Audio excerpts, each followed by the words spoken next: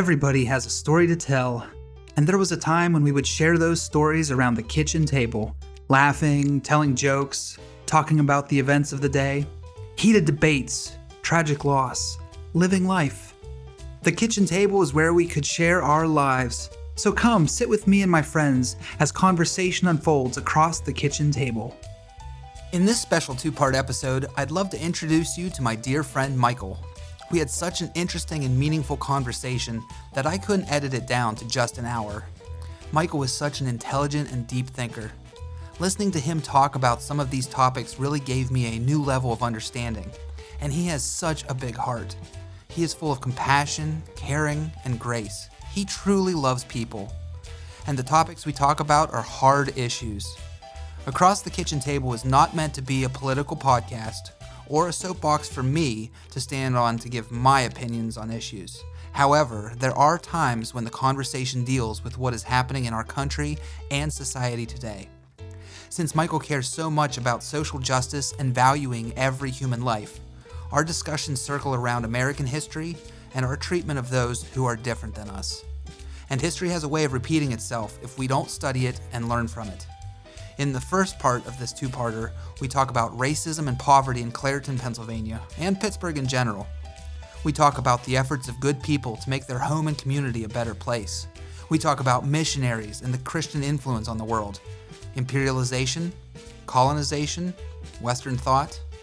However, throughout our talks, we both realize that these views are our own perspectives, and that other people may have other thoughts, and that is okay. It is only through this honest dialogue that we can learn and grow.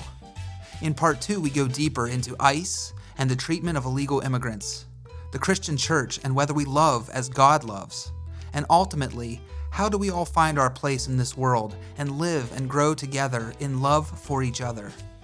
Important talks are about to be had across the kitchen table. But that's part of the conversation too, right? It's free-flowing. You know, I'm from the mountains, and we interrupt. And it's not interrupting. Yeah. It's just it's the way conversation happens. Yeah. If you don't jump in, people just keep talking. That's true. I've heard that. And it's not a rude thing to interrupt, because you're not interrupting, you're interjecting. Yeah. You're like, and I've been in so many spaces where, like, people have been like, well, it was so rude when you did that. And it, like, well, it was a cultural difference, yes. Mm-hmm. But, I mean, obviously something I need to be aware of. And, you know, now in my professional settings, like, I announce that up front, you know, like, I have this cultural thing where I interrupt sometimes. I'm not interrupting. Please call me on it. Remind me about it. Yeah. Hey, it happens. What I think it's here again, like conversations, and I bring this up in like all of the podcasts about if we had just more conversations with people, and I feel like it needs to be face to face. You need to have that human interaction. Then you can see where someone's coming from, and maybe we would get less offended by our differences because they're not meant to. You interrupt. It's not meant to be rude.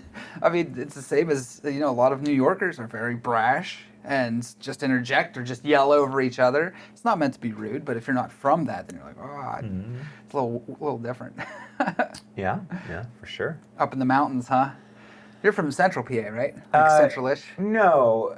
Kane is surrounded by the Allegheny National Forest. Okay. And so it's northwestern Pennsylvania, but really not great road access. So it's about 3 hours, 2.5 hours east of Erie. Yeah. And 2.5 hours to 3 hours northeast-ish of Pittsburgh. Yeah. But really not Central PA yet. Most beautiful countryside, you know, mountains and rivers, rock formations. We got Kinzu Bridge, Kinzu Dam. Yeah. Just an incredible place. It's really made an economic revival. Like Kane themselves or the whole kind of area? The Kane community has really done a great job. I think the whole area is doing great in general. But I'm really proud of Kane. They made very intentional efforts. They really recruited people who had the means to start some kind of business to take over a storefront. Okay. And they said, you know, you have a winery that's very successful. You're making money. take over one of these downtown storefronts and put someone in there with some hours to promote your winery. Yeah. And they did, and they opened up restaurants, and so it's really become a travel hub, a retirement hub.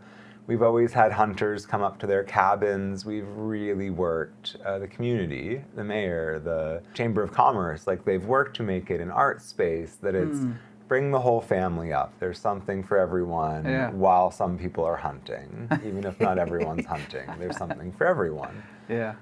I think they've done a tremendous job bringing economic activity to the community, and I think it's really a model. Yeah, A lot of my work in ministry has involved economic development. I live in Clareton, I've worked in Clareton, I served at churches in Clareton. Yeah. And a lot of that revolved around economic revival. And Yeah. what does that look like? And if a community isn't strong and healthy enough to support a school, isn't strong and healthy enough to support a grocery store, can it survive? And working for it to build those economic realities where money is coming into the community and not just flowing out. Yeah. Yeah, that's tough. How have you seen changes? How long have you been in Clareton? So I bought my house 5 years ago now, maybe even hitting up on 6 pretty soon. But I served the United Methodist Church in Clareton, first Pine Run, and then First Methodist, helped them through the process of closing down after a wonderful long ministry. So I have lived and worked in Clareton for more than a decade, and there has been tremendous change. And a huge part of that was the churches of the community working together, black and white churches intentionally building community and working to build a nonprofit platform that everyone who was trying to do good in the community could interface with, could create a hub, that we weren't duplicating the work and we weren't all doing the same thing and we weren't giving food away on the same Tuesday. And that became a position, and then that position folded into the Mon Valley Initiative. And I think that was just really so wonderful of Clareton Cares, the way that they operated, that people from all the churches came together, had an idea, figured out a funding source, figured out the best way to create accountability where we didn't have to recreate the wheel, and put that position that we'd funded into a well-established nonprofit, and have allowed them to direct that position's work. And so she, of course, that position, it's been a woman the whole time. It could be a man, he or she, they, any of us could do it. That position has really worked not only to coordinate with all the nonprofits and churches in the town to get the word out about what everyone's doing and when, and so we can cooperate and work together, but has also worked with the nonprofits who want to come in. Has worked with Mon Valley Initiative to take an entire city block and take what was historic and revitalize it, tear down what wasn't salvageable and replace it. That we now have 49 low-income, mid-income housing units, 7 of them fully accessible, wheel under sinks that you can sit at the sink and do dishes. Yeah, wow. Just really incredible. The library is going to move over into that space. So we've seen real progress all through what was put into motion by those churches, predominantly black churches. Well, yeah, and so that's something I kind of wanted to ask, because you said about the leader of the organization, the she. It's always been she. What I was thinking more so was all of this initiative, and then even with her in her position, are they all mostly Clareton-born, raised people, or would they be transplants similar to you, or? So we've had both. The first staff person that we brought on, Cindy Moore, had grown up on a street that's kind of infamous, Lincoln Way. And if you search Clareton, one of the first things that pop up is like this monster of Lincoln Way, ghost of Lincoln Way. And oddly, when I first came to Clareton, one of my first encounters was Lincoln Way. The church folk told me, make that first right. in their minds, they didn't think of Lincoln Way as a viable right. Because nobody just... Because no one turns right onto Lincoln Way. Yeah. And so they meant the one after Lincoln Way, the first real right. Yeah. Lincoln Way had been cold water flats. They didn't have hot water heaters. There was a bathhouse near the entrance of the community that had hot water that you would go down as a family. Get your It hot was water. a family community bathhouse, men's and women's side, intergenerational. Yeah. And your home wouldn't have a hot water heater. You wouldn't have a bathtub or a shower in your home unless it folded under something. And as people moved away and people got older and passed away, these houses weren't worth anything. No one wanted to live in a cold water flat. No one wanted a communal bath experience with their neighbors. Yeah. But in its day, Lincoln Way had been middle class, had been solidly middle class. Doctors, what lawyers. time is that? 20s, 30s, 40s, Okay. 50s. So the Clairton Mill really worked as part of the Great Migration to bring African American folks from the South to Clairton, and famously worked to pay them the same wages. And black and white folks in Clairton in that time, I mean, they really speak about those years as such an idyllic time. The glory times. Yeah. It was an integrated time, and your daddy made the same as my daddy. Yeah. And worked as hard, and everyone knew that. And people talk about it in such idyllic terms, but of course we live in the reality today. Mills pull out, and there's nothing left. We relied on a single employer. Yeah. And when the economy of that shifted, everything changed. There were race riots in Clairton. And we allowed outside agitators to come in and fan the flames, is the narrative that I hear a lot. Things weren't handled well. And there were many, many instances throughout Clairton's history of government mismanagement and crime committed by elected officials. Several generations of Clairtons have had their elected officials arrested for crimes committed while in office. Wow.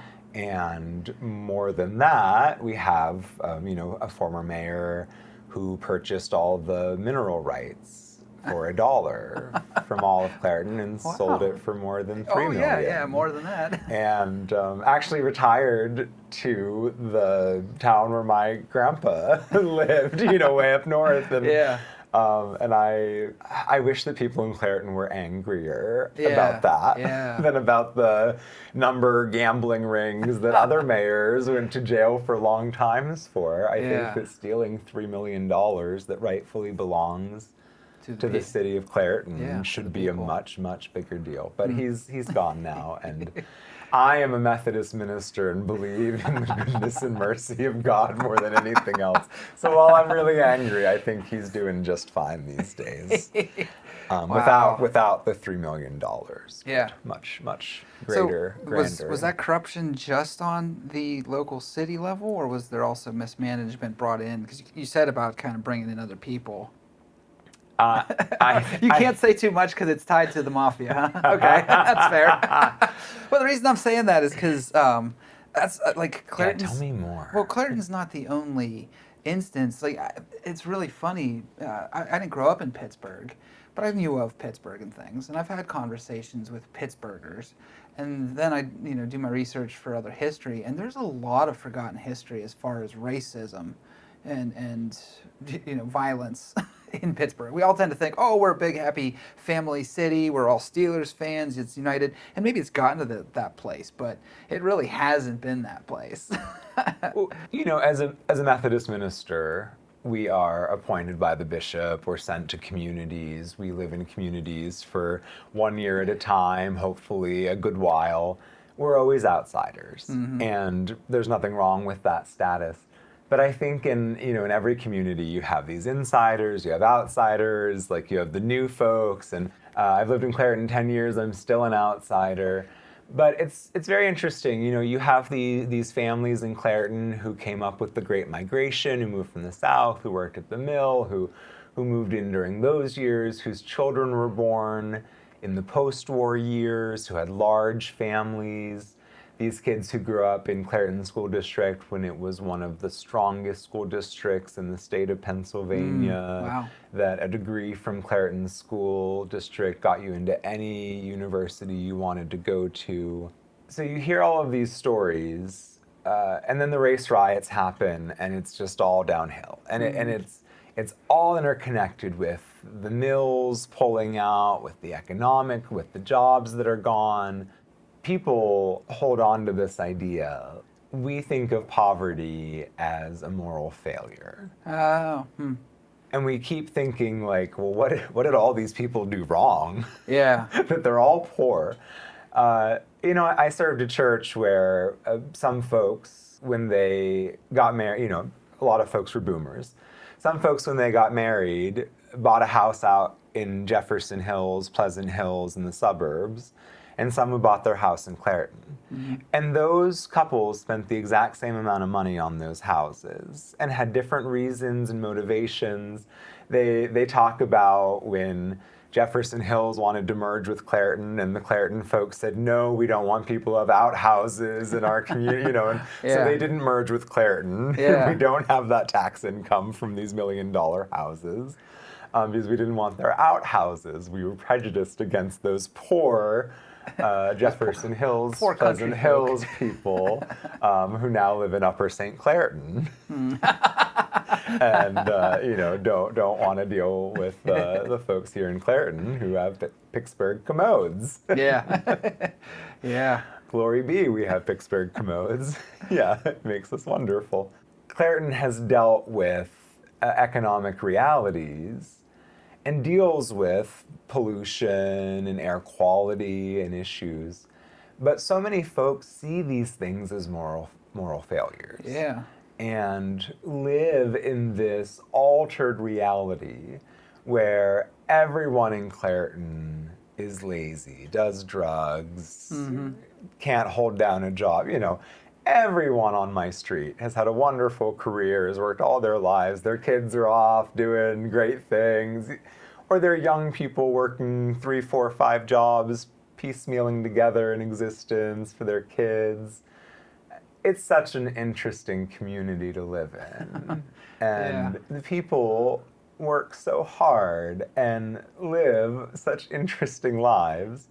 Many of my neighbors choose to live in a community that costs less to live in so that they can put more of their budget toward travel. Oh, okay. So I have a lot of neighbors that, there's not a car in their driveway for 3 or 4 weeks at a time because they go to the Philippines for 4 weeks and stay at a resort for the month of January and take their vacation that way. Because that's how they choose to live their life. Yeah. And, that's a great trade-off to drive an extra 4 minutes to work in the morning. Mm-hmm. But, people talk about Clairton. People in Clairton, people outside of Clairton, talk about Clairton like, oh, these are the problems, and these are the problems. And I acknowledge that there are some problems.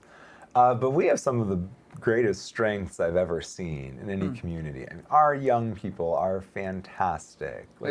Our location is great. I deal a lot with air quality. Yeah. And as Brenda said, I'm talking too much. I deal a lot with air quality. And I was afraid to give public interviews for a long time because my last name is Airgood. And I'm so afraid of becoming a meme or, Reverend Airgood, prophet of Clairton, I would read the Old Testament as a kid, and I read the contemporary English version, and they had really good notes at the bottom, and they'd always explain what people's names meant, and the names were always too on the nose. Yeah. And I'd think, this couldn't be true. This is just a story. If they're saying, his name's Airgood, and he's out there speaking about air quality, that's just too on the nose. That's silly.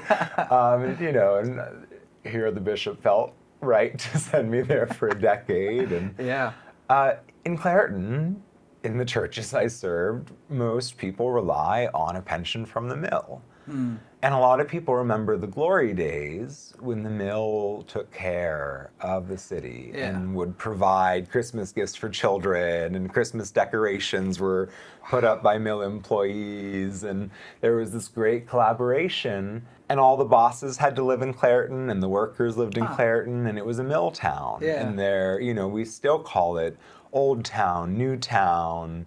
The housing is terrible for older people to live in. And it's all older people living in the housing. Yeah. It was built for young single men to live 6 to a room in shifts, some sleeping at night, some sleeping, it was built for these folks living and working in the steel mill. And now we have these elderly folks trying to navigate these narrow staircases and Clairton should be an immigrant city. I mean, it should be teeming with life and big families. It should be a place that's still the heart of industry. But the mill, U.S. still really works to hire folks who don't live in Clairton. And, on one brochure once they, kind of touted 75% of our employees live in a county within 25 miles of the steel mill. Wow.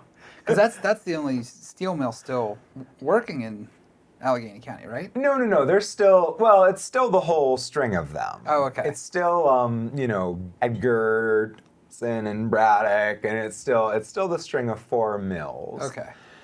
But here's I'm in all these meetings, and I'm at city council, and we're arguing, and we're talking about Nippon Steel and what they're going to do and how they're going to modernize. And everyone sitting up on city council, they're all smart people and they all understand what's going on. Yeah. And they all know enough about the steel mills to know.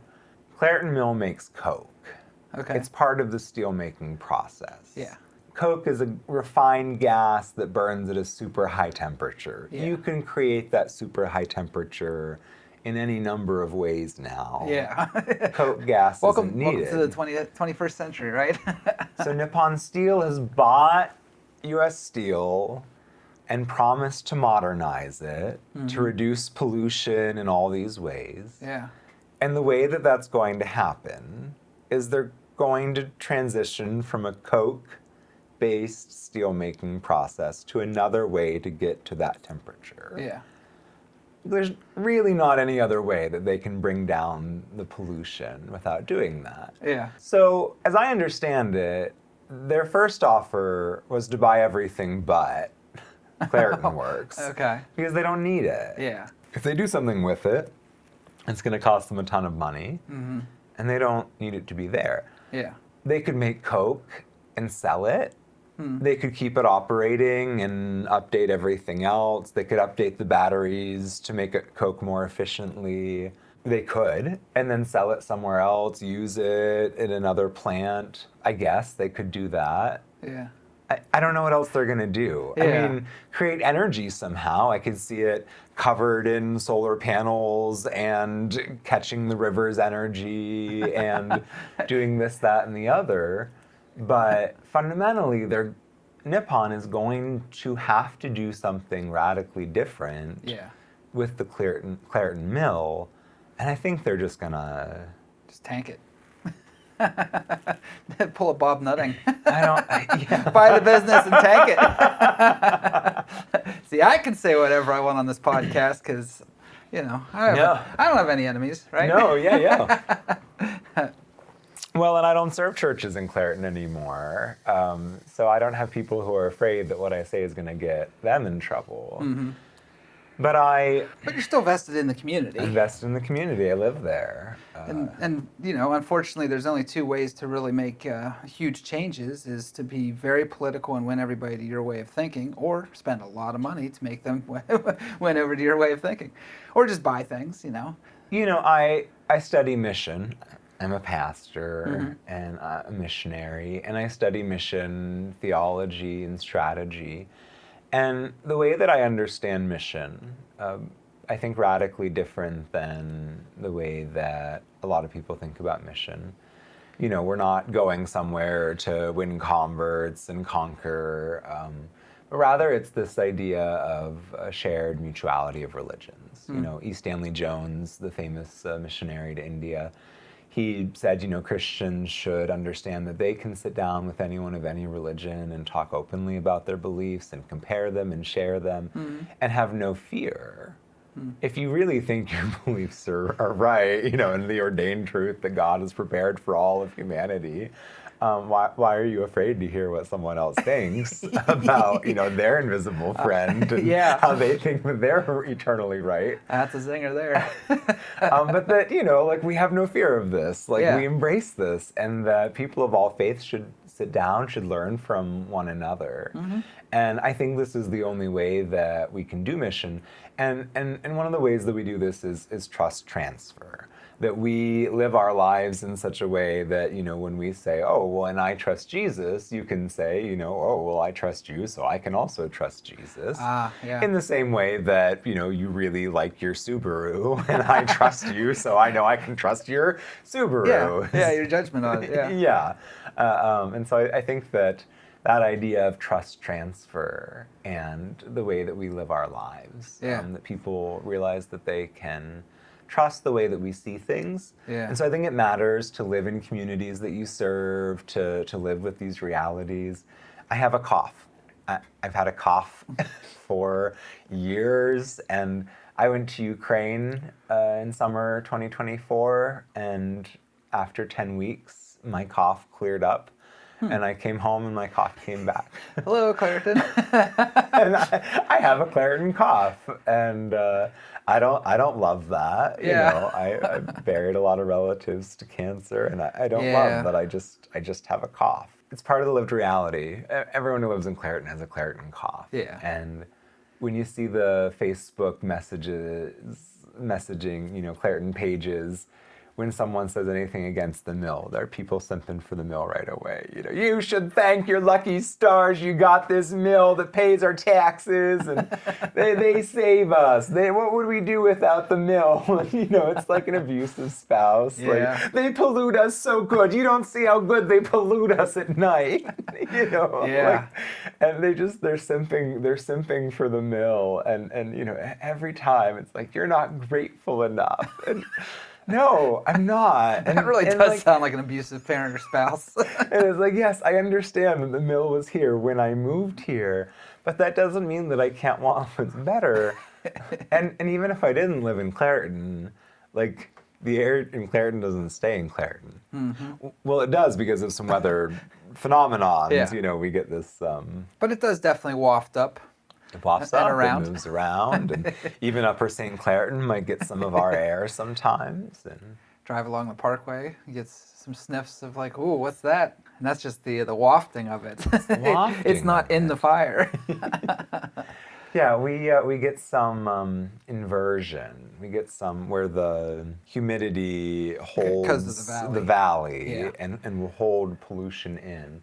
There are some times when the air quality really gets out of hand. And of course, with the explosion a few months ago, a lot of folks have been talking about their health stuff since then. And, we didn't hear from the Allegheny County Health Department for hours. Wow. Hours before an official, stay inside. So that's coming back to that thing before of the discrimination, neglect, bad behavior from government. Is it just stuff in Claritin's history with specific mayors or council members, or is it a larger system of things? Yes, Claritin's his own. It's a city, right? It's registered as a city. That's a municipality. Yeah. Okay. So you would say, oh, well, it's not on Pittsburgh's responsibility to take care of another city, right? But then you're going to tout Pittsburgh as one of the best places to live, and it's so green and so clean and all of these initiatives. But right on the back door, it's just like, what? We're just going to keep shoving it further in the closet so no one sees these dirty secrets that are still... pretty much, they're Pittsburgh, If you say you're from Pittsburgh, most people mean Allegheny County or maybe the greater metropolitan area. Well, Claritin's in there. Claritin's in there. But let's just forget about it. Yeah, we'd like to. Yeah. Do you think that it's... I don't mean this to be a whole conspiracy. We're exposing the truth here sort of podcast, but we'll get back to your personal story at some point, too. No, yeah. You can edit this down. they say that those who want to change things in society, that we are often told will do things the right way. And we're told that because the people who control the levers of the right way to do it know how to hold those levers in place so that real change can't actually ever be effectuated. Yeah. I wish I had a PhD that I could just say I'm making up words. That brings me back to something else. Did you ever think about writing a book? Yeah. Have you written a book? I work on a book from time to time. What would it be? I want to write a book about mission theology. Okay. And I want to write that book for people who are like not really religious, nominally religious, deconstructed, not religious anymore. To talk about really like what the Bible and the early church, how they understood mission. And how that's just so radically different than the way we do that, practice that. The biggest part of that, so like the mission of God is this understanding, many indigenous people tell the story of Gitche Manitou taking their own heart and shattering it, and this becoming all the peoples of the world. And that God wants all these peoples to come back together, that God's heart could be together. Yeah. And so, this idea of like, when you start from the understanding that mission is like bringing the world back into Eden, back into paradise, well, that looks like cleaning up the air, because in Eden, you don't have smog everywhere. Yeah. And so like that becomes part of the mission of God. And so you have churches that focus on air quality because it affects the kids in their community. And that's the kingdom of God. This is the commonwealth of God, the understanding that Jesus talked about, that, like God has this whole reality that people could walk right by and miss the reality of the way God has things going because they're focused on what they see as what they need to do next, or the issue, or what the news tells them to, or what the propagandists have commanded of them. And so, like, I want a book that kind of walks through why we understand things the way we do, and why, like, how we got to this, like, mission of, like, decades of colonial, like, oppression and schoolhouses and the missionaries. Live the right way. Yeah, the missionaries on the hill, and, like, maybe in 3 more generations, these poor heathen will be civilized enough to take over. We'll breed the hedonism out of you. I mean, so I studied a missionary who just had these radical concepts that we should do mission funding totally different. And instead of funding missionaries, we should fund the properties and the industries that these missionaries work in. And these missionaries should earn a salary. So open up a school and have the missionaries go and teach English and earn their keep so that there's income from the local community, it's self-sufficient from day one. Like, it's this idea that you could extrapolate out in really progressive ways and make it really beautiful. His name was William Taylor. He has universities named after him. He just invented slavery with extra steps. Like, you just have to cut to it. He had many opportunities to try this. Some of them were more successful than others.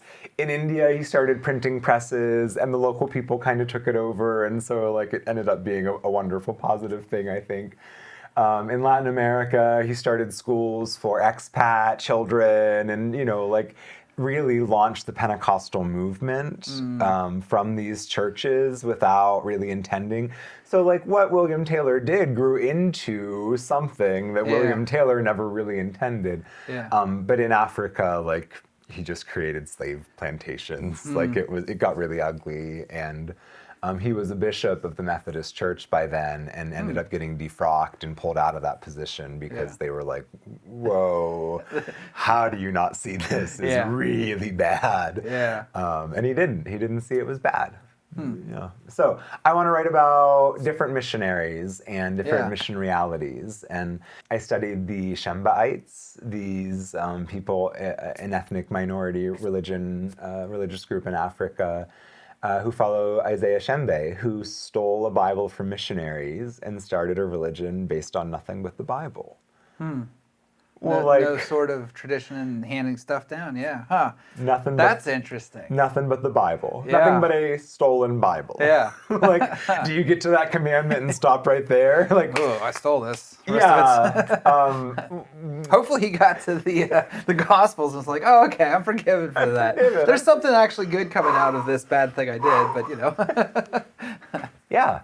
What would it look like if you had no understanding of church, religion, and you just had a Bible in your hand? Yeah. Would you read the whole Bible and get to the end and think that the main thing was to make sure gay people didn't become pastors? Yeah. You know? Yeah. like you look at any of the controversies in our church history, and you think what you really needed to get to that controversy was a tremendous amount of privilege. That you were so bored and you had nothing to do but figure out, you know, these 4 verses. how many Build a theme. angels could dance on the head of a pin, glory be to the Lord. And to get to a place where you thought, and now we need to enforce that the right answer is 7 angels can dance on the head of a pin. And anyone who doesn't believe it, 7 angels needs to be killed. Yeah. Like, it takes a tremendous amount of comfort. Yeah.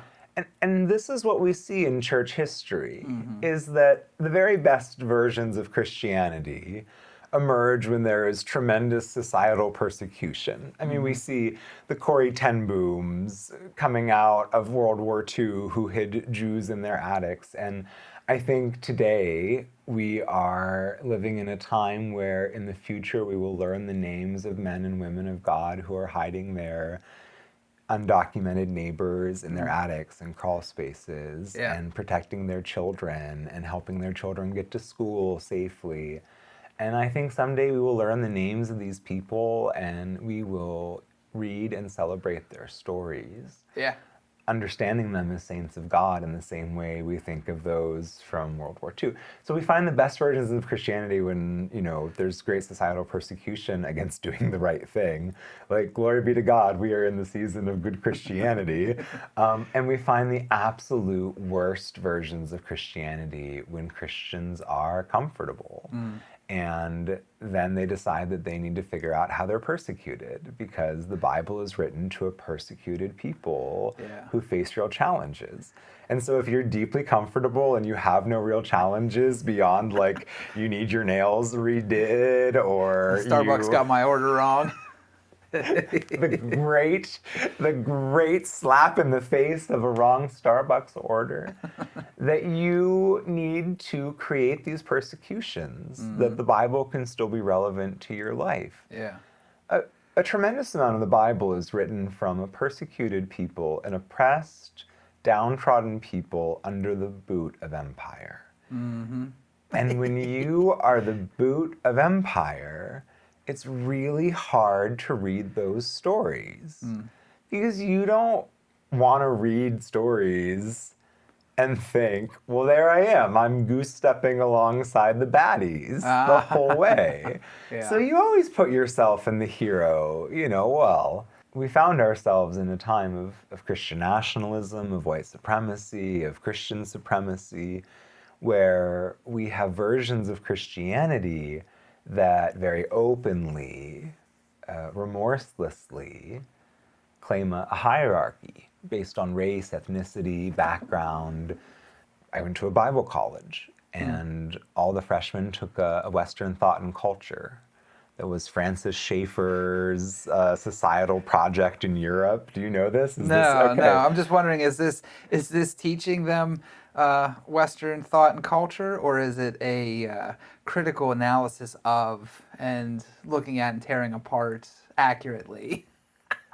Because you don't really need to indoctrinate the indoctrinated. The premise was, like Hitler taught, that real art looked like stuff, and that we reached the pinnacle of society, of humanity, when art accurately depicted biblical images, and that, I mean, straight Hitler playbook, that when we deviated from that, we created art that wasn't of God and that destroyed society, Yeah. and that, we needed to celebrate the godly triumph of Western culture. I mean, Yeah. it was pure white supremacy. Yeah. And it wasn't until friends tried to transfer their credits out that we realized that Western thought and culture as a class with the, syllabus connected to it was worth 0 credits at any real university because it wasn't a real class. It was Yeah. white supremacy indoctrination. Yeah. It was a Eurocentric indoctrination. I will say I had this fantastic class at Duquesne where it was, I suppose it was 20th century history to some extent or something. I don't remember what the class was called, but it was specifically looking at the stuff from the other perspectives.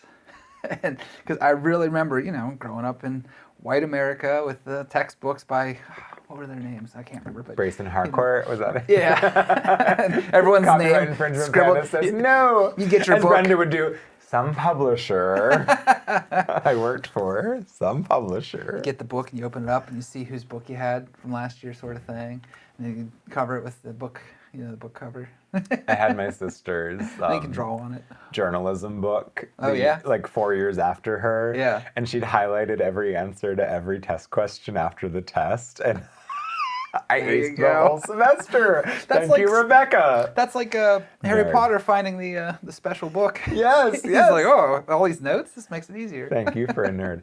I only bought used textbooks for my whole education, and I Same bought Jack ones that were Watts. like in bad shape, written throughout, and they had notes and underline, and I could skim by just reading what was underlined. Yeah. Like, I saved money, I saved time, Yeah. saved energy. Don't have to reinvent Life the hack. wheel, right? Oh, but what I was saying about that class was that that's okay. Well, the first thing is that at least in my world history classes in high school, I don't even think we ever got up to the Korean War. Yes. Like, we'd start Yes. back here in the beginning, and we'd learn about the three-pronged attack Weeks and weeks and weeks Ethan of Allen and French the and Green Indian Mountain War. And then it's like, well, are we ever going to talk about post-World War II? No, we're going to land with the Day of Infamy and how we went out and sought revenge. We never got through the Korean conflict. But who won? Well, so then it's like, oh, okay, so all of these things and all of the the more current stuff, like living through Flight 93 and September 11th and all that stuff, looking back, you go, oh, there were attempts before. Oh, wait a minute, these people have been pissed off at us because of imperialism before. Oh, we were giving guns to these people before. All of this stuff, and I'm just like, wow, we never learned any of this, giving guns to Afghanistan to fight off the Red Tide. Yeah. And now we're pissed at them and we're going to blow them all up because, well, we're the ones that armed them. Wow. And we learned the French and Indian War at least 4 different times in school, Yeah. and never made it past the Korean conflict. Never made it to It's amazing, Vietnam. isn't it? How It's did we amazing. fail like that? How did that happen?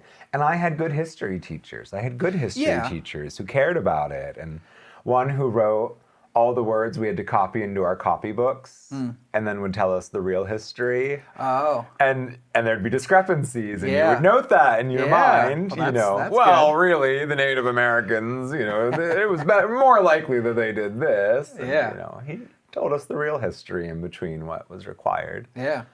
Well, that history class, he goes, well, we're going to go back to the Crusades.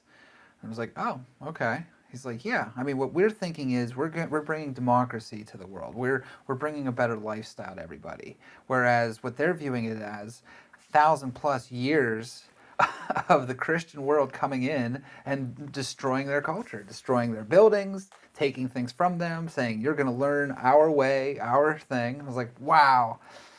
Mind blown. And just the reality that Africa, Asia, the Americas had histories as complex and interesting and beautiful and ugly as Europe's.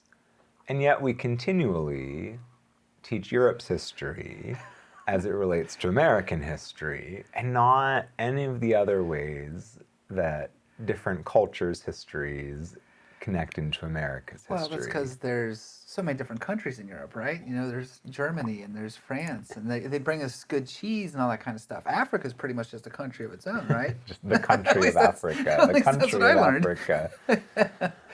Yep.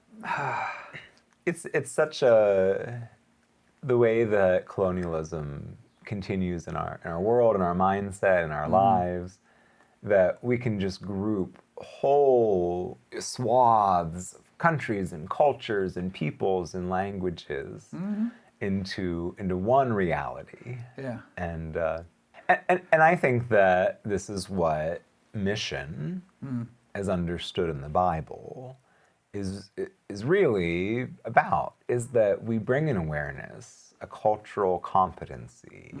We share how cultures connect, that when the news is about Ukraine, well, I've lived in Ukraine, and I know Ukrainians, and I can tell you what the people who live in Ukraine are thinking and feeling, and you know me and trust me and know that this is reality. Yeah. You know, we really thought, we have video now, we have global communication, we can go live from anywhere, we can show anything. Now we live in this reality, and you can't hide from reality.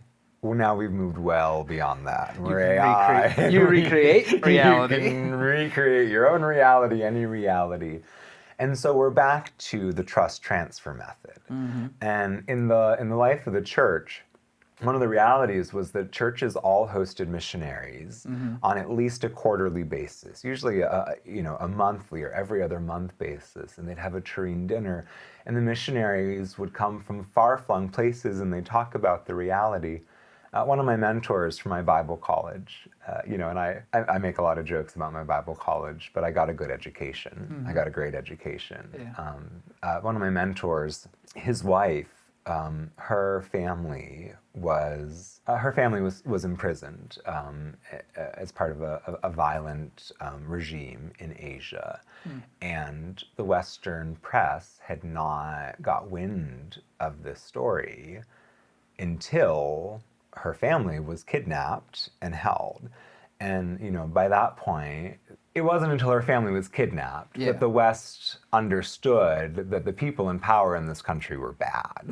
And by that point, they had killed thousands of their own people. They were already well on their way. Yes, and and it wasn't until this white missionary family was kidnapped that attention was brought to it, that people understood. And when they were finally released and they told their horror stories and wrote a book in America, and churches read this book and shared this book, that people understood the reality, and that society shifted, and we got on the right side of history. Right side.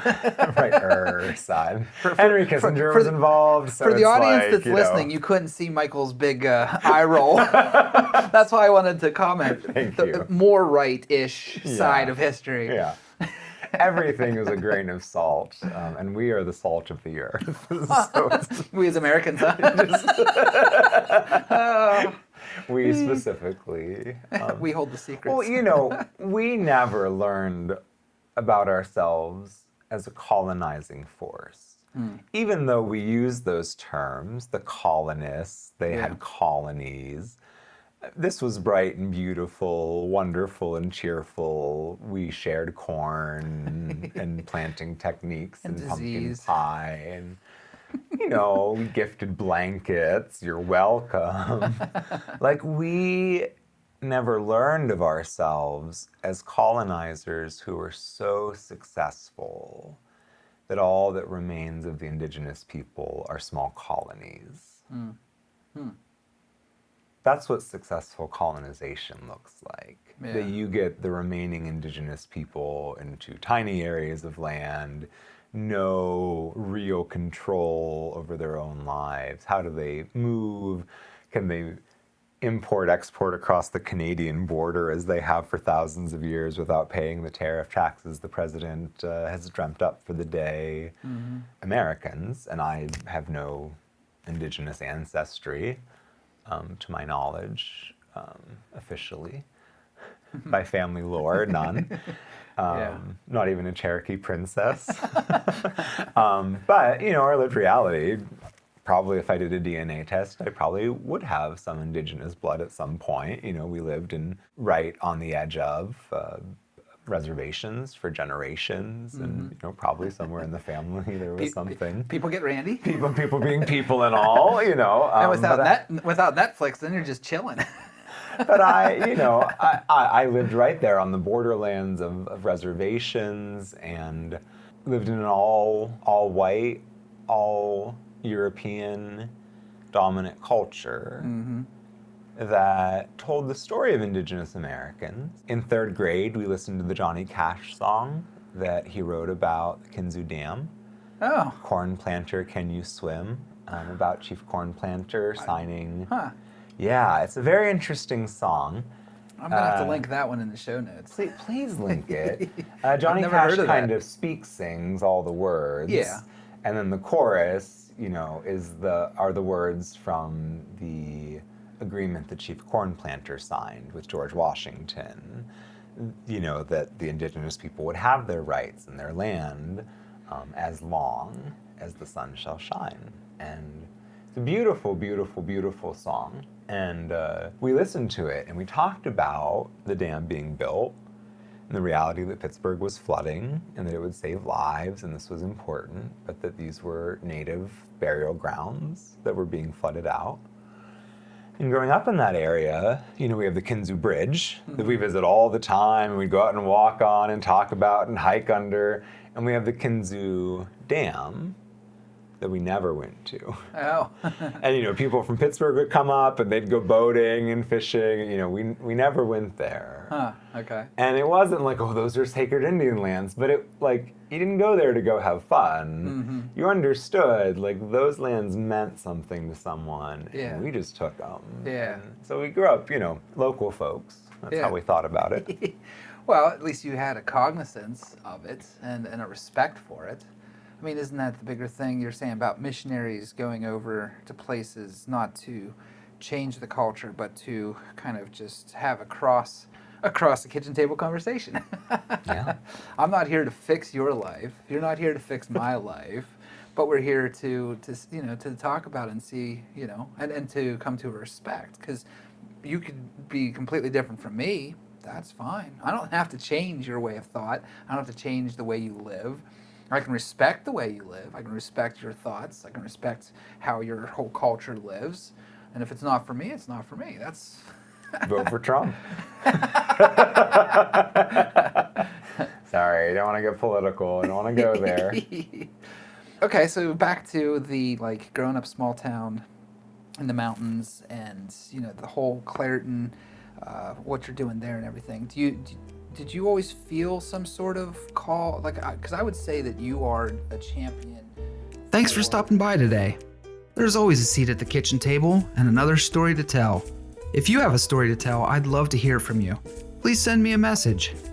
And also subscribe to the channel to look for more episodes, anecdotes, and information.